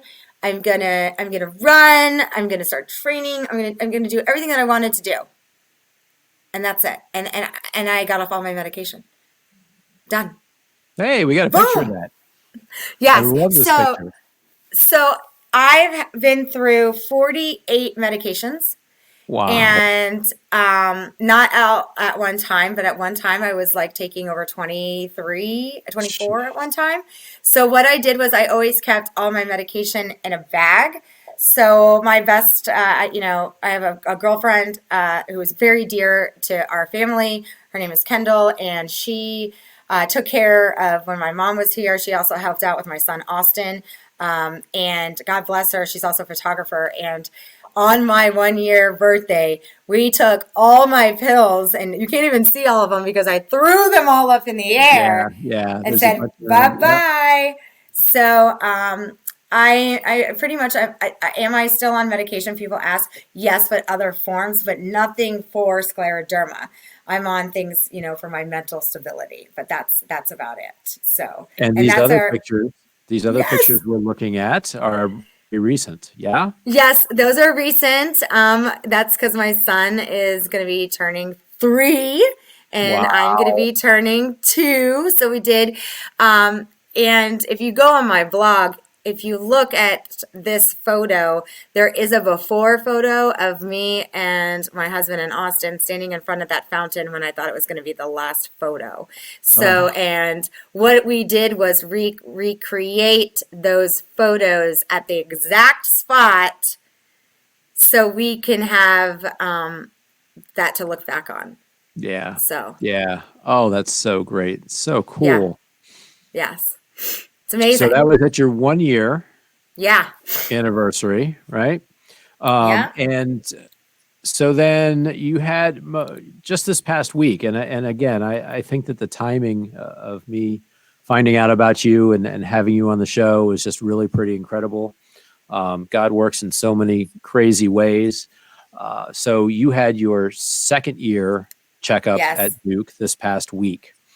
And yes, I had the privilege of communicating with you during the time that you were going through all this stuff. absolutely. Um, and tell everybody about your mental state going into this visit. This was really hard for me to watch Right, because I had met you and you've got all this energy and enthusiasm and you are who you are. right. But then to see you go through this past week has been hard to take, hard to watch. So, and it's hard for me to talk about, but I've come to reasoning about it. I am a cheerleader. And I am a cheerleader to all my clients. I'm their biggest supporter, and I smile all the time. And you would never know if something was wrong with me. You never knew I was sick. No one knew I was sick, and so when I made the announcement that I was sick, it was shocking among everyone because nobody knew. Because I smiled, and right now I'm dealing with okay, my first birthday. I no longer have scleroderma, but I'm now struggling with the fact that what happens if I get it again? Yeah. And what happens if it comes back and I die? And can I fight it? And it's really, I have like, it's a good day, but I have in my heart, I have a lot of darkness and a lot of clouds, and it's not very sunny and sunshiny every single day. And I'm working really, really hard on that. And mental health is something that a lot of people don't talk about. And it Right. needs to be, talked about a lot more Yep. because Yep. everyone is struggles from something. And even the strongest have issues. So Absolutely. it's it is not a sign of weakness, and I had to learn that because I'm crying a lot and I'm in having panic attacks thinking like if I hit my elbow, oh my god, my scleroderma pain's back again, and I have to learn that I'm not dying. It's in my head. Yes, it's in my head, but it's hard to get out of my head, and I have to battle this new thing. And going into this visit, I was absolutely scared. I was Yeah. really afraid that they were going to give me horrible results and Yep. I'm going to die. And I Yep. had two good years with my family, and then here it is. Yeah. This is it. This is my ending. Yeah. I can't even So, imagine. You're right. Everybody is fighting a battle that nobody knows about. We're constantly reminded of that. And again, once you've been through what you've been through, I can't even imagine. It's so easy for those fears and those thoughts and those things to come back. right. So you headed back down to Duke, I went to Duke right? alone. Yeah, there we go. I'm driving Yep. down. I went to Duke and the ABMT clinic. I followed protocols, safety, did my screening as COVID's going on. So, how to follow that. And I went by myself because I wanted to go for mental clarity. And how I meditate is through listening through Christian music and being alone, Yep. and besides working out. And so I took this opportunity to go to Duke by myself and face the facts, what was going to happen, and Yep. be prepared. So I did. I went to Duke and I met with my doctors. And yeah, again, you went through all your testing, and Yeah. I think here too, it's important to shout out to your scleroderma warriors. I found this Yes. fascinating. Um, Go ahead and Yes. do that first. Okay, so scleroderma community is very, very small, but it's very, very large with us. So I have talked to over now, since even last night, 422 scleroderma people, Wow. warriors. Whether Wow. and I have a spreadsheet of them, and I have ones that have been able to go to Duke, and I have ones that have gone to other locations, and ones that have already had stem cell, and we have talked, communicate through text, through voice, phone calls, through Facebook Messenger, you name it. Every single one of those people is who I fight for. And everything that I do moving forward is to show and give hope that we can overcome it. Yeah. So, Yeah. So important. and it's very important that those scleroderma people are family, and so are those doctors. Those doctors saved my life, and those scleroderma warriors saved my life. And I have two. I was number 3 that went through. So 1 and 2 were my angels, and Yeah. I utilized them. But how I healed in the last year was by talking to the others that were going through, because I could give them my guidance and suggestions. So we're taking care of each other. Yeah. So, and the scleroderma, if you don't know anything about scleroderma, Google it. It'll scare you.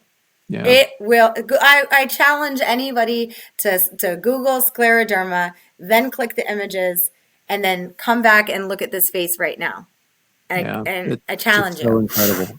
Absolutely Yeah. incredible. And I always tell our ideal protein clients, tell my clients, I can only coach you from my own experience, right? Right. I can only tell you what I've been through, et cetera, et cetera. I just find that to be like 50 times more important in this situation. Yeah. Your ability to coach other people going through this terrible disease, but hopefully getting opportunities to go through the stem cell transplant and everything Yes. that's involved in that. So it is exciting, because I am working with a few scleroderma warriors on diet nutrition, and they're on ideal protein protocol, and they're doing significantly well. And that's helping with things like inflammation of the body Yep. and your esophagus issues, acid reflux going down. I can't even explain to you there's a million, I could give you a million reasons why ideal protein works for everyone. And again, we're not talking strict phase 1 protocol for all you people out Right, there. right, That are yes. saying, oh my God, drink this water. No, we're talking about There's, the nutritional foundation, right? yes, And the appropriate phase for the appropriate place that people are. right, Again, this totally plays into the thought process and the idea of food is medicine and weight loss is healthcare, right? right. Ideal protein is the most educational program out there. And you're learning. It's educational, and you need to take the time to learn. And we have so many different tools to teach you. Yeah. And this is it. Food is medicine. Like, would you rather stand in line for hours for your medication, or would you rather learn how to eat correctly and live? Right, right. And again, it's the foundational nutritional concepts, whether it's phase 1, 2, or 3. That's what's so different and so important about this program, to reprogram the Right. bad nutritional habits that we've been taught, the wrong information. And when we reestablish metabolic health, right? That's the thing that I'm harping on these days. But Right. restoring metabolic health is the number one thing that you can do that is going to have the biggest impact on the most amount of issues and symptoms in your body. You talk about reflux, you talk about these things Right.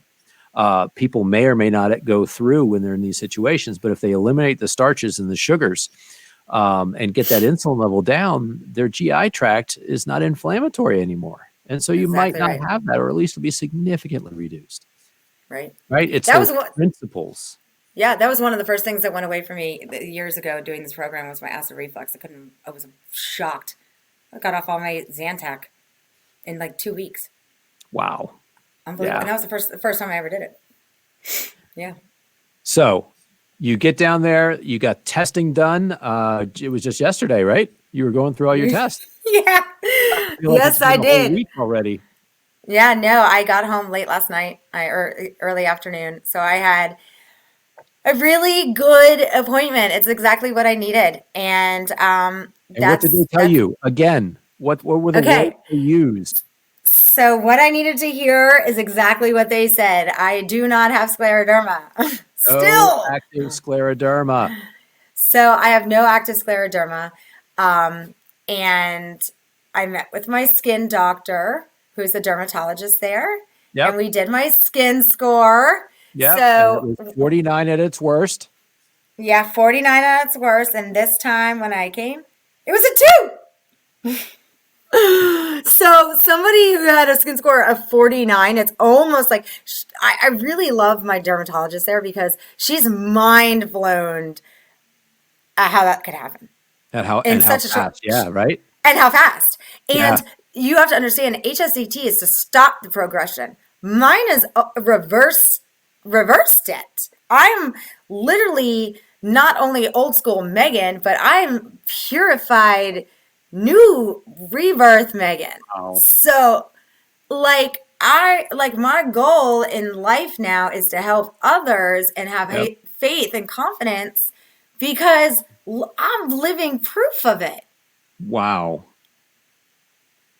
I'm not gonna die anymore. And that, yes, I still have to mentally go through that. And that's my next journey, is to tie my diet, my workout for my mental health being.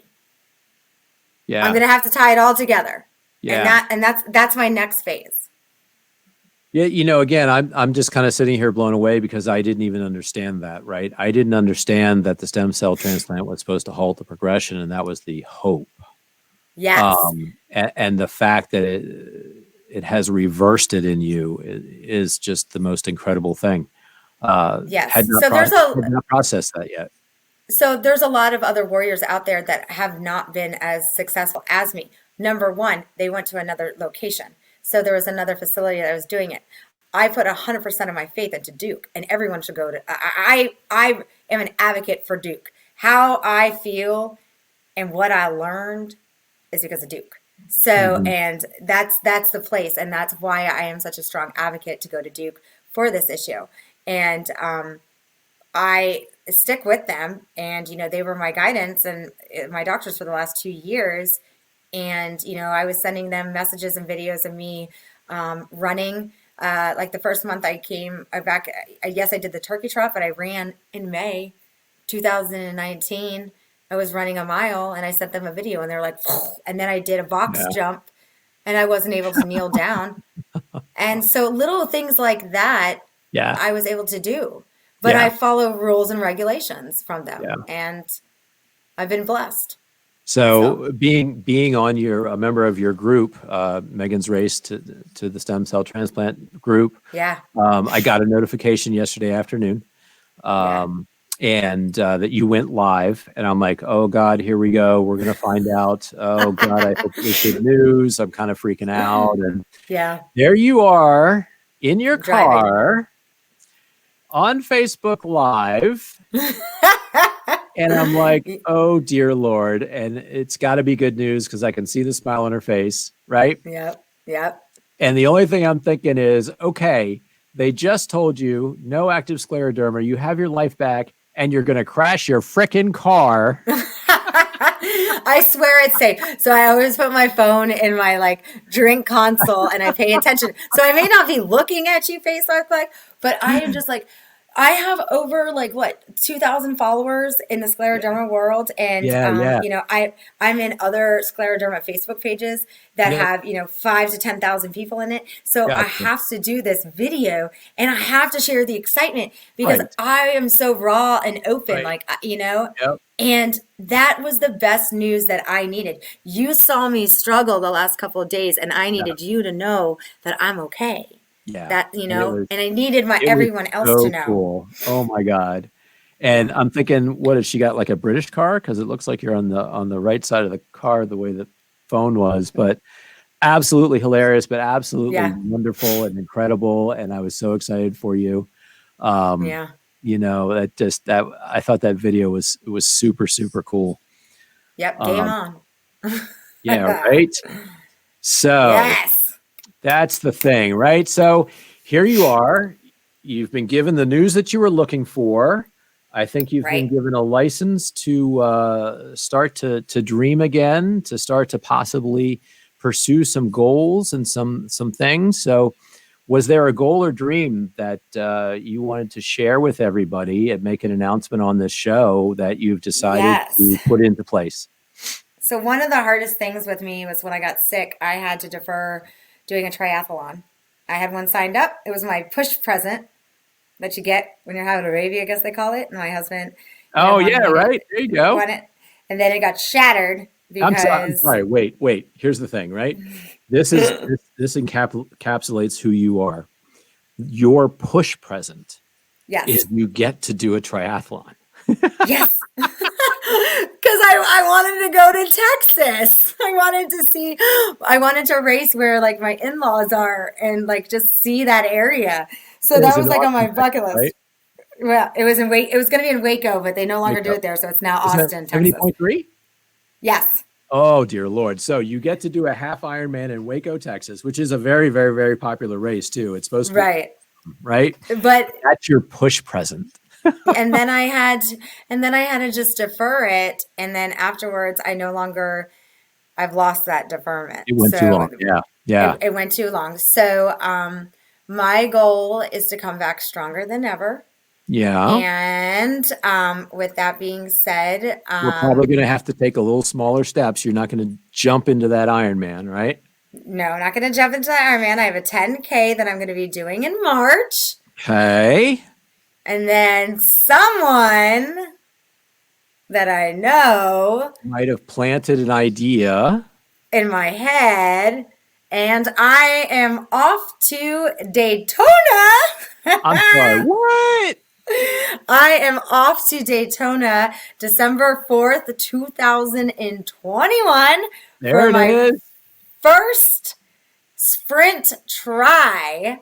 And I am going to do it. I have a year to train for it. Yep. And I got so motivated by you. You told me about this race. And the night we hung up the phone, I registered. And that was the funniest thing because you sent me a picture of your registration. I'm like, oh, damn, that was quick. Right?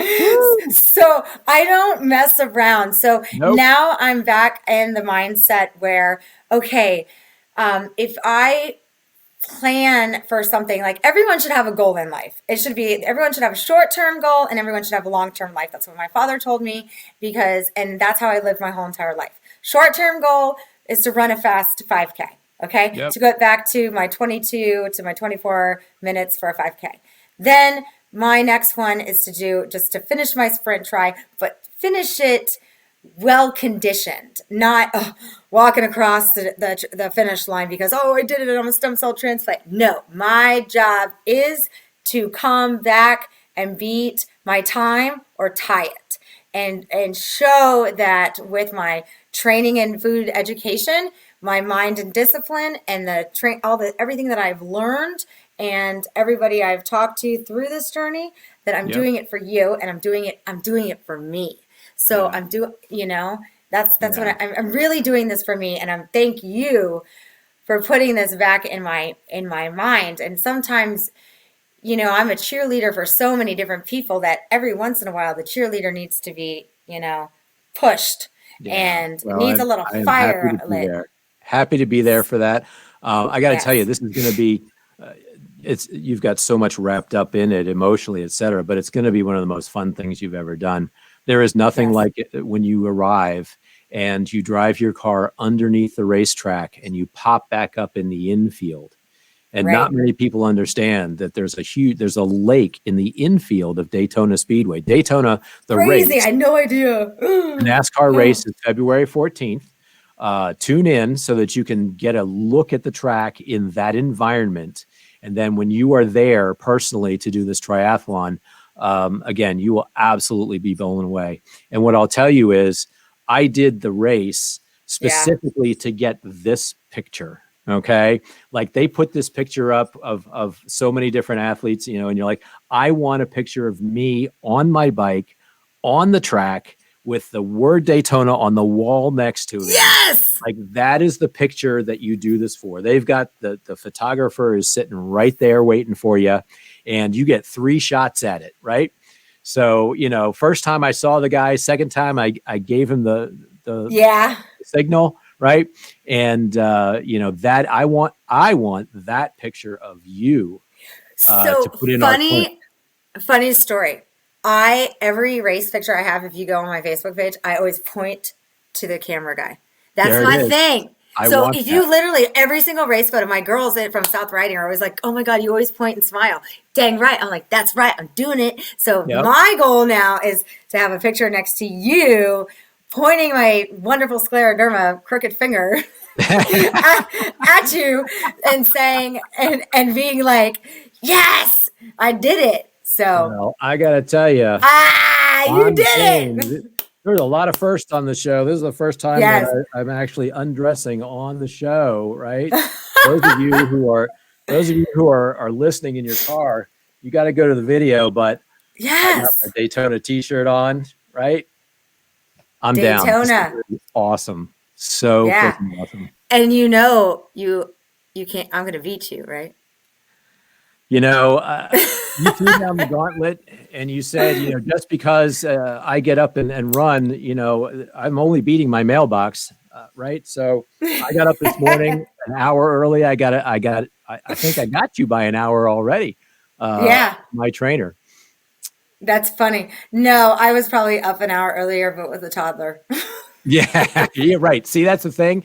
You're going to find a way to be able to put Austin in the baby jogger and do that during the run is what's going to happen. You're going to pass me on the run and you're going to have Austin in the baby jogger. That's how it's going to go. So it's totally funny because my training is going to be hilarious. I'm going to be swimming in the pool with a kid with swimmers. I'm going to be cycling on a trainer, listening to Baby Shark 300 times, and I'm going to be running with a kid in a stroller. So my training is going to be a lot different than last time, but I'm going to have to make it work. So, but you know what? I can guarantee you, my nutrition, I'm going to document it. Going to be dead on. Yeah. Well, you name it. You know what?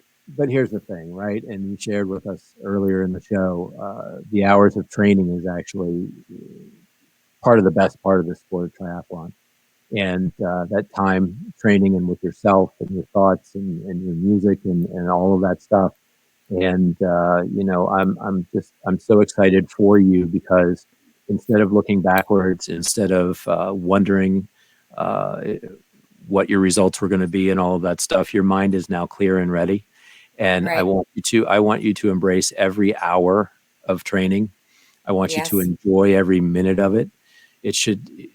This is, like you said, you've been reborn and you've got another chance.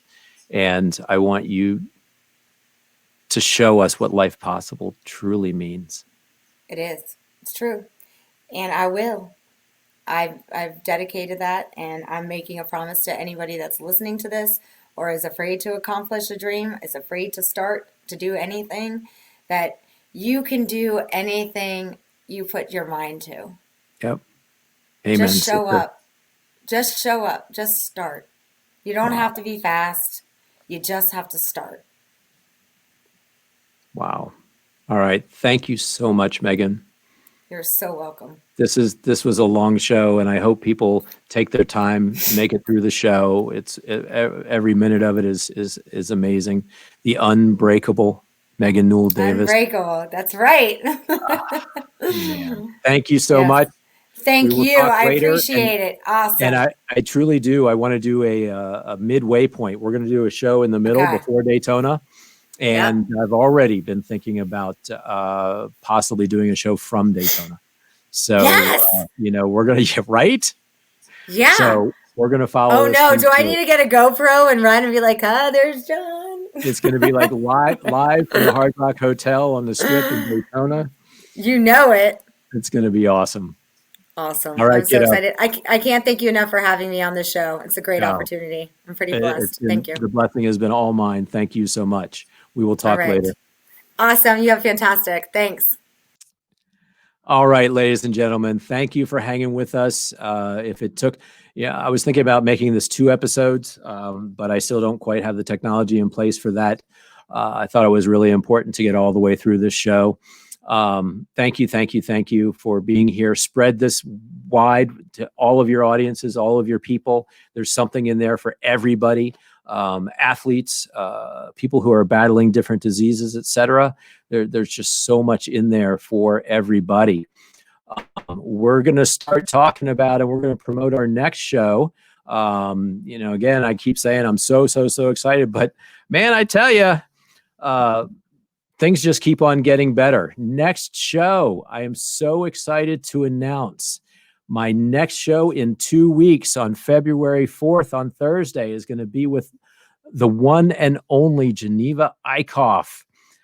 Geneva is one of the people that is close to being a celebrity in the Ideal Protein Nation, Ideal Protein world. Her cookbooks have been used by so many people in phase 1, and her newest one, Geneva's Kitchen, is invaluable for phase 3. So many of you have been inspired by and been helped by this woman and her cooking. So stay tuned. This episode is going to have all kinds of great surprises and things for you. So that's going to be in 2 weeks. So until then, I hope that you keep reaching for your dreams and you keep trying to set a course for life possible.